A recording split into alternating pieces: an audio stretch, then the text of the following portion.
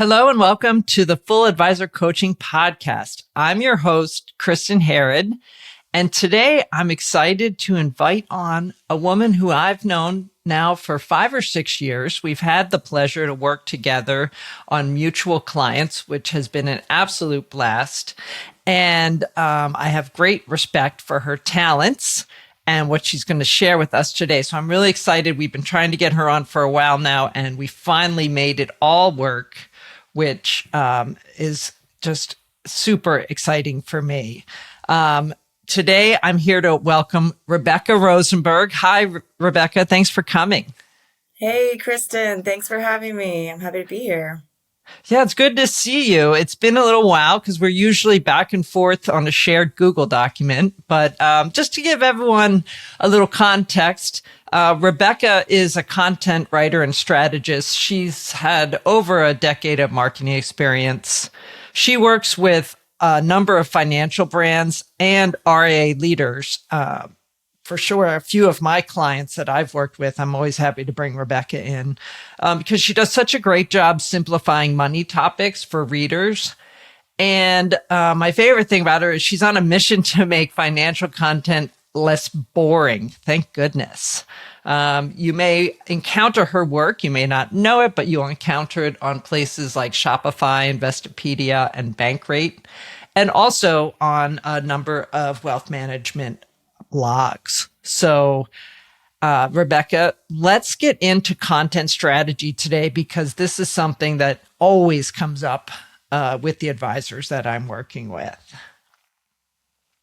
So if you've been tuning into this podcast for a while or you know anything about me, you know that content marketing is a strategy that I think every advisor should be pursuing. I think the education value and the importance of carving out your expertise and thought leadership and being able to connect with your target audience is paramount to succeeding in today's marketing world, given the crowded environment. What are you seeing, Rebecca, in terms of working with your clients on just how content fits in their overall strategy? Yeah, that's a great question because I see it as well a lot. I think at this point, most business owners know that they need to do content marketing.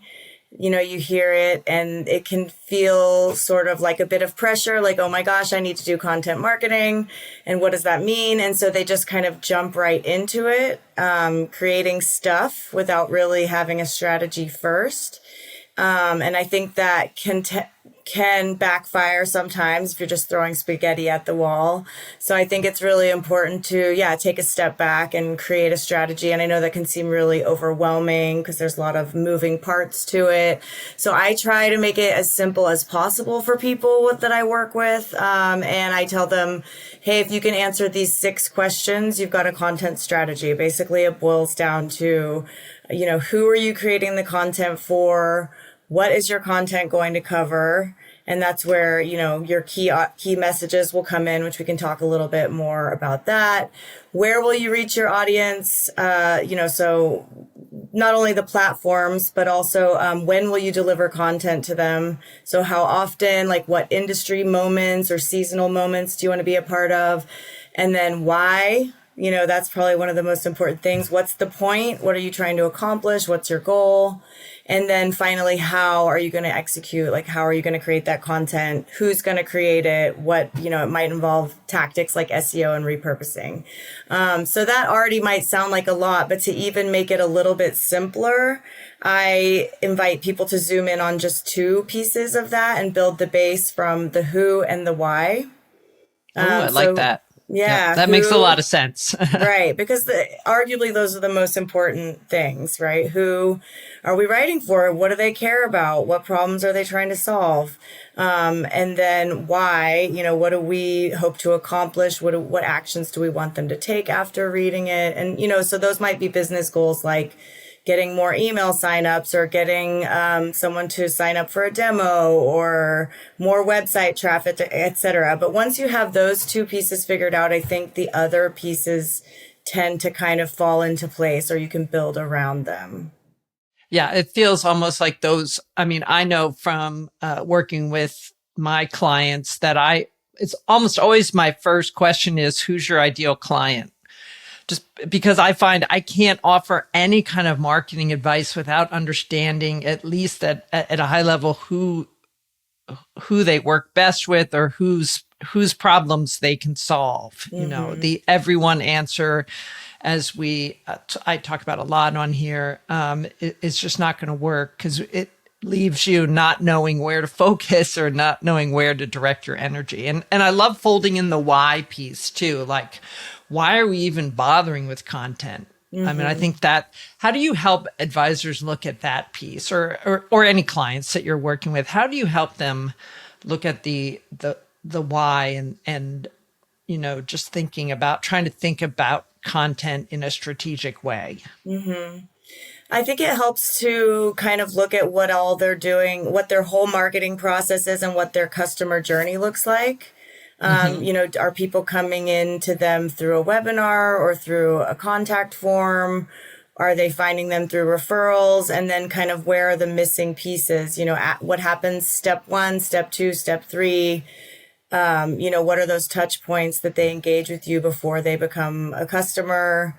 Is there a call? And then so we figure out like how content can support those different pieces of the journey. So it might be like, we saw a webinar that we did and then they signed up, but then, you know, they don't get any contact from us after that. And then we realize, okay, there's like a hole that maybe we could fill with some, you know, engagement, some content that reaches out to say, you know, whatever it is, ask them a question, what they learned, or ask them what the next step is.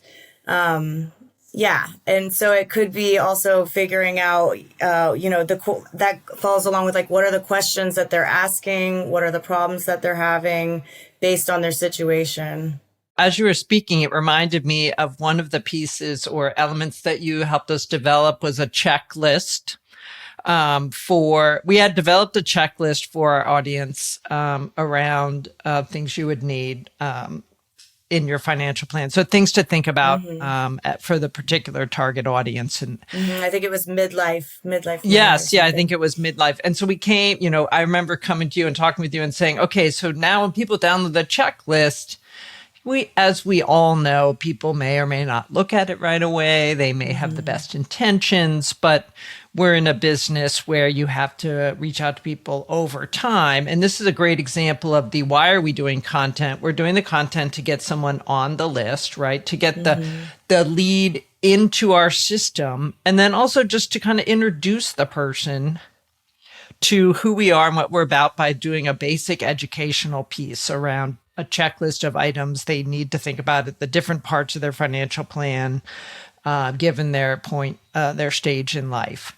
And so one of the things I know that you helped us put together was then I think it may have been 7 or 8 email sequence that came after that kind of took and zoomed in on kind of each part of the checklist so that we could reinforce our, you know, the educational opportunities. We could start to show why it's important to these people, why they might want to take an action and move forward to the consultation.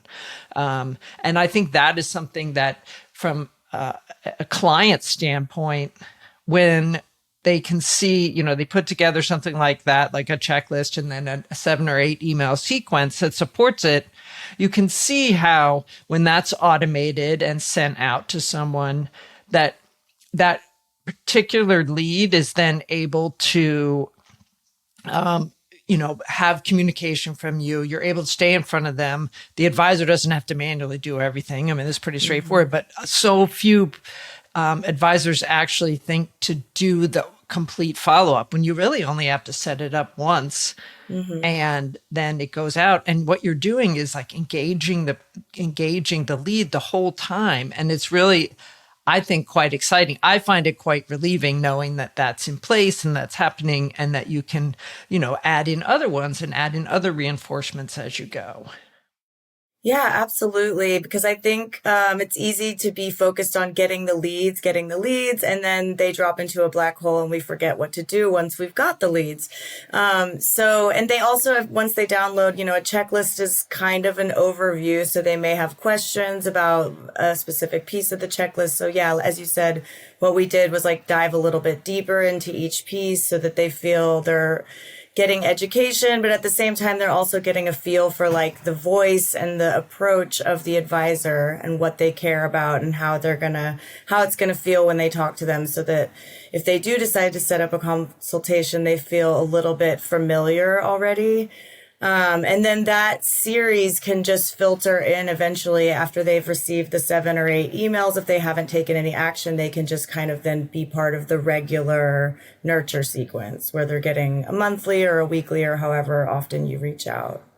Correct. So Correct. And something you said, yeah, something you said there, I think makes, that is often overlooked as well, is the idea of they're getting a feel for who you are and what it's like to work with you and what your personality is. And, personality is one of the key parts of your brand, right? Who are you? What market are you serving? What's your positioning? And then what your personality is such a big piece. And I love that. And I know that, your talent as a writer, that really comes out a lot in your just approach, the voice, right? So whatever, we've had the pleasure of working on a few different types of clients. So I've seen the range of how a voice can shift depending on who the audience is, what the brand is, and how you want to bring that alive in the content, which I think is a key piece that can be overlooked, especially we all know that AI is an amazing technological development that will only continue to serve us for the future. And I find it absolutely fascinating, as do many advisors. But I do see that sometimes the strength of messaging or the personality or the individuality of a brand gets lost when advisors rely solely on AI. So as a writer, I'm sure that you have strong feelings on AI, good or bad. I'm curious to get your take on that as someone who is obviously faced with this as a tool that can deliver content, good or bad. At a very alarming speed. Yes. I agree with you. I think AI is a super amazing, powerful tool. I mean, it was, of course, a little bit scary when it came out, just like what is going on from one day to the next. We've got this thing. But yeah, I mean, and I like to play around with it just to see what's possible, and also to see, how I can use it to my advantage and to my client's advantage. And it is really tempting to just take what it spits out at face value. And I think it does take kind of a trained editor's eye to read something and go, oh no, that sounds, it's shallow. There's no depth to it, or it sounds kind of fake or whatever. So I think that's what I would encourage people to do, is just read it really closely and be like, would I say that? Would a person say that? Does that sound like me? And then one of the things that content marketers have started doing to kind of like fight back against the kind of empty AI content that says a lot of words but doesn't really seem to say anything is, of course, use that editing eye and add in, I think one of the most powerful phrases you can use is for example. For example, let's say you have 2 kids and you're married and you're living on one salary. What does that mean for XYZ problem, right? Another thing you can do is adding a quote from one of your advisors, like, straight from the horse's mouth, so that, even if there are some pieces of AI created or AI augmented, AI human partnership created content, I would say, then if you have a quote that is about that topic, that's literally, as a person who's in the industry practicing for XYZ years, has a CFP. This is my take on this subject. I think that's going to be really valuable to people over, what ChatGPT regurgitated from reading 10 articles. So that is something that you can really do to stand out is, it could even be, a tweet or a LinkedIn post that you've done. It doesn't have to be something that you wrote originally today for this, but as long as it's adding your kind of real take onto it. And that's, you would actually incorporate that right into an article, right? Absolutely. Yeah. I would say that can be very powerful. What other ideas do you have for making content less boring? Yes, I love making content less boring. So one thing I think, especially with financial topics, is don't forget that it's not just about the money. Financial topics are so emotional. They affect us all on like a deep emotional level. So just try and think about, again, that goes back to the audience. Like, what are they worried about? Is there a couple who's starting a family later in life and they're wondering how that's going to impact the rest of their retirement saving? Or, is there a person who is apprehensive about saving for retirement because they saw their parents struggle at that time in life? Try and think of any of those.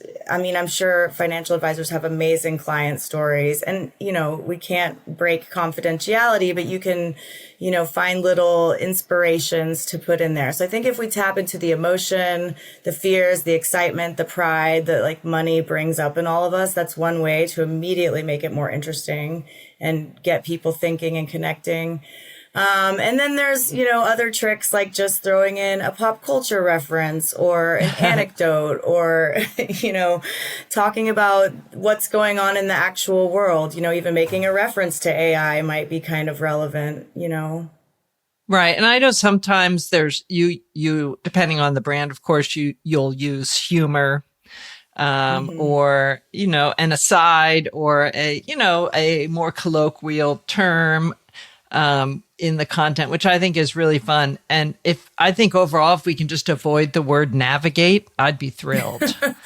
Navigate, insure. Yeah, those are Deep tough dive. to avoid. But yes, there are many, many ones that I see over and over again. So, I appreciate that. I actually really like when we can use a client story, to your point, even if it's, you are using a composite of client stories or something like that, where you can bring forth the real world examples. I think when you can have examples, to your point, people then can take the theoretical and apply it then to their own life and say, oh, yeah, I felt that same way, or I've worried about that same exact thing. So, and I think also, and this I know that you do really well, is to take the complex and boil it down and make it sound like educational in a way that I, as a consumer or reader of the material, can go,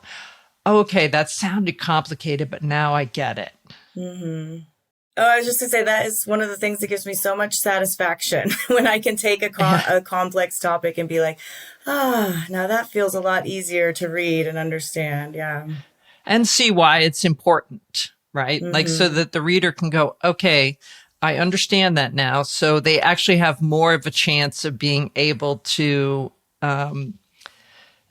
apply it to their own situation, see why it matters. And ultimately, our goal in doing content, at least in the financial advisory space, is to get someone on, to schedule that consultation. So we need someone. The issue or the obstacle in our world is to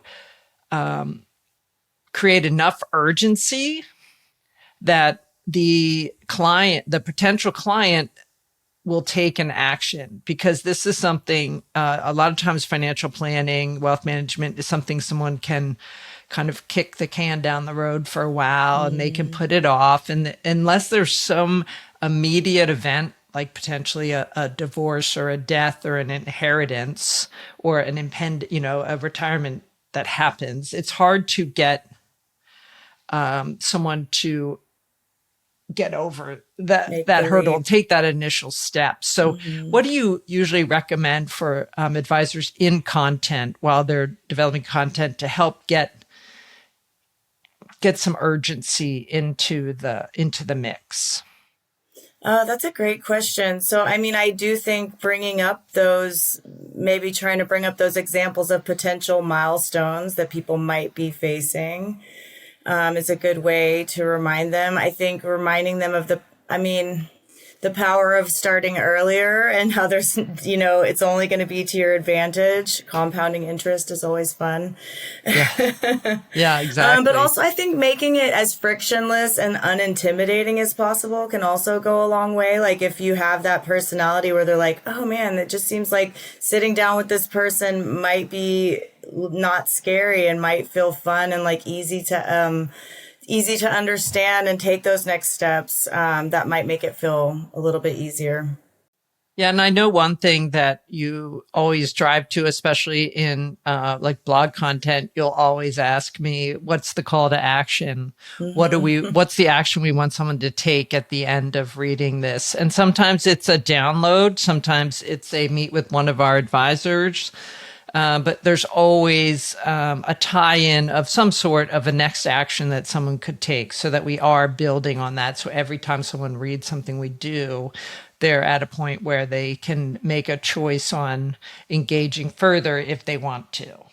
Yes, absolutely. And it's great to use the consultation, but it's totally okay to mix in other things because I think we have to recognize they might not always be ready to take that step as soon as we want them to. So yeah, it could be reading another relevant blog that pushes them just a little bit further down the funnel, or join the email list, or hey, next week we're doing a live session about this very topic. Do you want to dig deeper? Or it could be, when we're ready, here's 3 ways we can help you. Oh, that's great. Yeah, that's a really good point about even connecting people to additional content, whether it's a video or, a podcast recording or a webinar or another article. That's something that I often forget that too. And it's like, as I know when writing content, when I'm reviewing content, one of my favorite things to do is seeing how the web of content interacts, right? So when, we have an article, I've been working with a client this year where they've been they kind of have their giant pillar piece of like, this is kind of our declaration of what we stand for and who we help and what are all the areas and problems. So it's this super long, massive piece, which is really interesting. And then we've been developing content off of that. That's all interconnected in this cool web of blog articles. And one of my favorite things to do is see how many different things interact and how we can link everything together so that a person reading content can be moved through and say, as they are still engaged, they continue through and can find videos or other articles or, additional information or a service offering as you go through. And I think that's important from a strategic standpoint to start thinking through those things. No, it's very important. And you mentioned a couple of things like the big long document. It sounds like they did a really nice brand messaging guidelines or a content strategy, which is absolutely key. And what you said about all the content interlinking, that's really good for the user. And it's also, search engines love it. So it's also really great for just your semantic linking and SEO, karma. Yes. Everyone always asks about the SEO. So, let's take a step back. And so if you're starting to work with a new client and you're saying, okay, they're saying, yes, we think content should be a main strategy that we're pursuing. Walk me through the process that you would take someone through in that situation. Mm-hmm. Yeah, so ideally, we will go through that process of kind of answering those 6 questions that I talked about. And we will focus more on the who and the why, but I also do a lot on the message, the key messages, which is kind of the what. And that is another way to put that is if you think of it as your positioning statement. A lot of people have heard that, like, what's the value you provide, for who, and how do you do it? So like what's unique about how you do it, whether it's your process or your approach or your philosophy. If it's a software, it might be like features and components. But for a service-based business, it's a little bit different. And that involves pretty deep. I do I call it my research tripod. So it's brand, industry, and audience research. So the audience is digging into, it might be testimonials that you have or reviews. I would actually like to talk to past or current customers, like do a phone interview, send out a survey to your list so I can gather as much information as possible about what they care about, what problem brought them to you, what was that, thing that made them take action, as you asked about before, and then, what they loved about your service and what made that person stand out as a provider. And I listen really carefully to the exact words they use so that you can speak their language back to them. So that's a really important piece. And then, of course, researching the brand would be, talking to the advisor and talking to everyone involved in the firm to see how they view themselves and how they want to be viewed and who they want to serve, et cetera. And then I think it's important to scope out the industry to see what other people are doing, not necessarily so that you can copy them, but so you can get inspiration and also see how you can stand out from them. So then I take those three pieces of that tripod and try to see where the Venn diagram is, where they all kind of meet up and find that sweet spot. So we'll do that part first and try and figure out what are the key, what do they want their audience to remember? What do you want them to know about you, understand about you, and remember?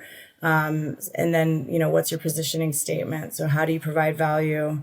And then we take all of those and kind of put them together. Yes, I was going to say, it's that simple. But yes, that's why it is really challenging to do it on your own. And I know even, as someone who's done work like this for decades now, and you've done it for more than a decade for sure. But it's still hard to do that on yourself. It's a lot easier to have a conversation with an outside party, someone who can ask questions and not be biased, who's not going to be entrenched in kind of how you've always done or what you want it to be, but maybe not what the clients actually see it as, so it's really how do we, I like the Venn diagram because you're kind of thinking about all the pieces and how they overlay and what is that spot in the middle. I think that can be highly valuable. I've seen that come alive for advisors. And once they have that and they understand that spark, then content ideas just really, just start flowing because you see it and and then you start going, okay, yes, then we could talk about this, or what about this, or we could do a video on this, or do a webinar here, or do an email sequence on that. And so I think the execution or the tactics start to fall into place once you have a solid strategy and for the sake of what, that we're doing this. For whom? Why are we doing it? How do we stand out? What makes us different? All of the questions that you brought out there.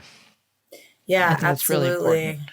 Because I think sometimes the internal team has one idea of who they are and who they serve, but then when you talk to the customers, what brought them to them or what they loved about it was something that might be surprising to the team. So it kind of can be very revealing sometimes. Yes, absolutely. In a good way. Yeah. In a good way, for sure. And often it can be surprising and that's fun. I just got back from doing an on-site visit with a client where we were doing some testimonial videos, which is just a delight for me to be able to have, one-on-one conversations with clients of my clients.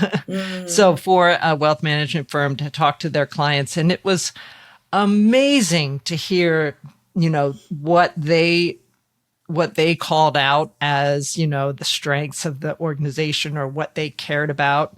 And in this case that we weren't off, it wasn't it wasn't a surprise in that way, but it was a reinforcement of, wow, that's what we thought. And to hear it come exactly from someone's mouth, just have them say, while, we're in this hour-long interview where we were just having a conversation to, extract a few nuggets. It was extremely powerful. And then when we're tossing, in this example, we were tossing out some positioning words, let's just say words on how to express the positioning. And, you see the client kind of look in their head I don't know what you're doing. And you're like, okay, next, let's move on from that. Okay. I see that that's not resonating, so we're trying to, it was just to really see it from, interestingly, we saw it from a client perspective. And then we also talked to a partner. So, an estate planning attorney who works with a lot of the clients. And we were able to speak with him and get his take too, which I thought was an interesting layer. So it wasn't just the people in the firm and it wasn't just the end client, but also the partners that the firm often goes to, like a COI, a center of influence. And so that was a cool layer to add in to really get that depth of insight. Yeah, it tends to be a really cool experience for the brand and for everyone involved because, as you said, like it can be reinforcing. So either they learn something new or they like have at the end a stronger sense of the brand than they did before. So it's either like we have a newer sense of brand or we feel even stronger about what we were. And it kind of tends to like boost morale for everybody and like get them really like re-excited about the brand again because you kind of dove deeper in and learned something new about yourself. So I feel like it's kind of an experience that people are like, oh, I don't know if I have time for on top of all my other stuff, but then they're really glad that they did it in the end. Right. It's validating, really. Yeah. I mean, because a lot, the advisors I work with and that I know you've partnered with me on, they have a strong sense of wanting to help people. Right. They want that to come alive. So we just want that message to really reinforce that drive of theirs and that excitement of theirs to help their end client. So I think when advisors are willing to step back and take a look at brand and take a look at having a content strategy and willing to put a little bit of work in on the front end to get that ironed out, they really do reap the reward of content not being a struggle, like every month being like, okay, we have to come up with something. It's a little more, you can be proactive, you can get excited, you can have different people on the team, incorporate ideas, and it gets a lot more energizing for the firm overall. Definitely. Absolutely. It's like the positioning statement and the brand messaging guidelines when you go through the whole thing of like, what's our brand DNA? What are the words we use to describe ourselves, et cetera? It makes your content easier to write and it makes it more consistent no matter, who's writing it. Even if it's not officially content, it's the people internally sending emails to people, kind of have a stronger idea of who you are and what you stand for and how you want to sound. So it just kind of like it sprinkles across the whole brand, just more consistency and strength. So yeah, it works great. Right. One other question I have before we wrap is people often ask me about content and they're like, do people even read blogs anymore? Should we be doing video? What kind of content makes sense for us? What are you seeing across your clients?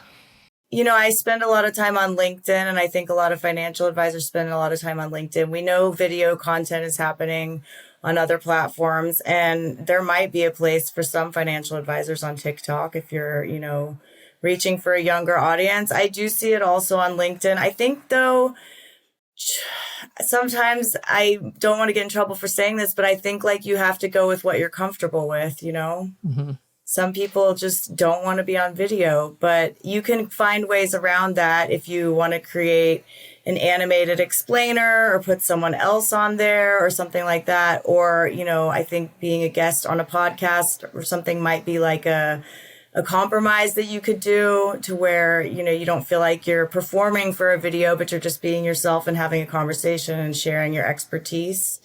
So I think there's room for all of it. I definitely think one thing people forget about is like repurposing things like infographics. And I think they call it on LinkedIn a carousel. It's basically just like a PDF document that ends up being like a slideshow. So, don't limit yourself to just like video or blogs. Try out different things and see what works for you and what works for your audience.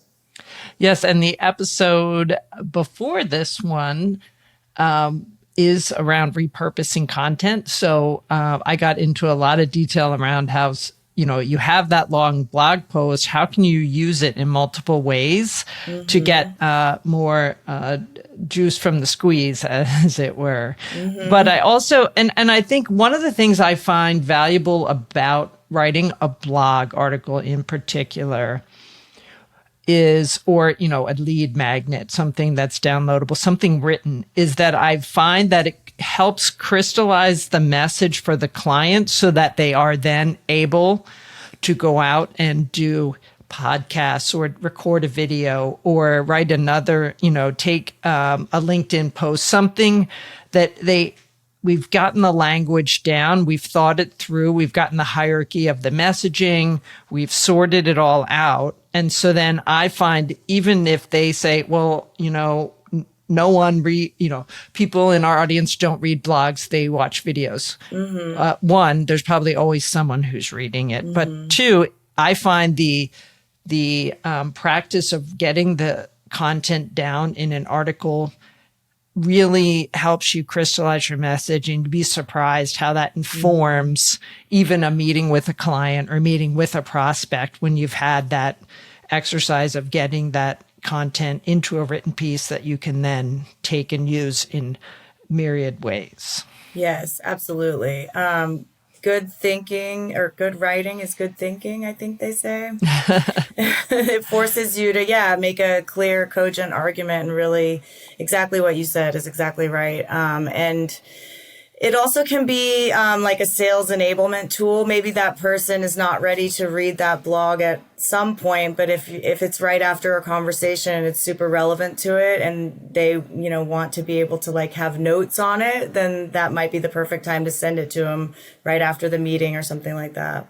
Oh, that's a great idea. I love that idea because it's taking content and pushing it further down the funnel, further down the sales process, which I think a lot of advisors forget about that, and they're always looking. I always talk about the fortunes in the follow-up, and this content gives you other ways to engage with prospects who may be, you're trying to get them off the dime and they're sitting, and content gives you a way to reach out to them in a way that's better than just so are you ready yet? It gives them something of value that shows this that made you me care. think of you. I know you're dealing with this right now. Here's our take on it.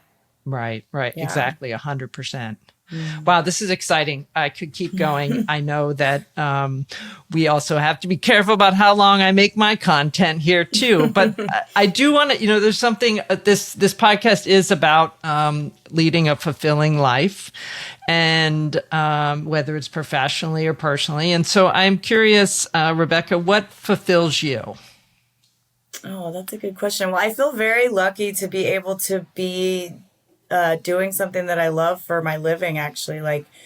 I always have loved writing, and I never actually knew it was a job until later in life. I was like, wow, cool, you can make money doing this. That's great. So I'm very grateful for that. But as you probably know, I love to travel. I live abroad and have been doing that. I've been an avid traveler all my life, so that fulfills me, exploring new things. I love yoga and hiking and learning languages. I'm basically a lifelong learner person, which also I think is why I love content, because I'm always exploring new subjects. So, right. That's a good point. Yeah, you speak, I think you speak at least 3 languages, right? If not more.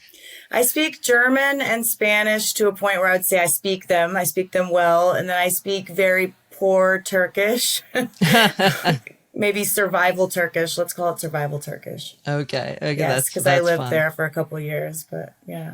Yeah, and you live abroad now too, and run your business from abroad. I do, yes. I work with almost all U.S. clients. I have a couple people in Canada and someone in the U.K., but I run my U.S. registered LLC from Germany and Spain and Turkey, and I love it. Yeah, it's great. I always forget because I don't even notice, just given that. Well, that's how I want it to be. Yes, exactly. I go, oh, that's right. She's not in the U.S. I forgot, which I don't, I truly don't notice that, which is kind of cool. All right. So if advisors want to connect with you, what's the best way to find you? So I hang out on LinkedIn. I just search for Rebecca Rosenberg, and I'm probably the only one in Bonn, Germany. So you'll see my pic and everything. I do have a newsletter where I share content tips and talk about freelance life, and I talk about running a business abroad. If you're interested in that, I think Kristin will put the link in the bottom. But yeah, that's where you can find me. My website is rebeccarosenberg.net, and we'll have all that in the show. Yeah, we'll have all that in the show notes. And I know you have a special offer for advisors who may be like they've been waiting and they're ready to jump. Tell us a little bit about that. Yes. So we talked a little bit about the brand messaging and content strategy process. And if you are maybe interested in what we've been talking about today, but not necessarily sure you want to maybe hire someone to do it for you yet, I have a template that will kind of guide you through answering all those questions and digging deeper into what your brand means and who you serve and how you serve them. And it's called my Brandology brand messaging guidelines template. So kind of a long name, I realize. But if you just go to my website and scroll all the way down to Brandology, I have a 50% discount code for friends of the Full Advisor podcast. The code is FRIENDS50. Great. And we'll have that in the show notes too. And I will say I have purchased and downloaded and completed that. I went through it when I was rebranding just to expand my thinking and make sure I wasn't missing any ideas or thoughts along the way and not overlooking anything in my strategy. So I can vouch that it's an incredible tool. And I think if advisors are ready or that's something they're interested in, it can be a great place to start. And then if you are interested in speaking with me, I am available at fulladvisorcoaching.com. Just hit the button in the upper right corner. It says request a call. And as always, you can find me out on LinkedIn as well. I spend a fair amount of time out there.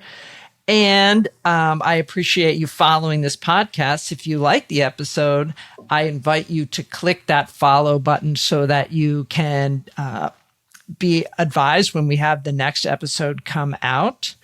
And we always appreciate reviews, ratings and reviews. We have to live by them, like it or not, to get more people aware of the podcast. So I thank you in advance for all of that. And Rebecca, thank you so much for joining me today. It's a pleasure having you here. It's great to see you. Yeah, great to see you. Thank you so much. We could talk content all day, I think. I think so too. I just love it. We always have fun going back and forth on articles and content. And I really appreciate that we were able to find time in our time zones to connect and have this episode. And to all the listeners, thank you so much, and go out and make it a great day. Thank you for tuning in to Full Advisor Coaching, the podcast. If you enjoyed today's episode, please hit the follow button so you'll never miss an episode. To learn more about how you can become a part of the Full Advisor community, visit fulladvisorcoaching.com. Remember, stay connected and get notified as soon as brand new episodes release. Click the follow button now.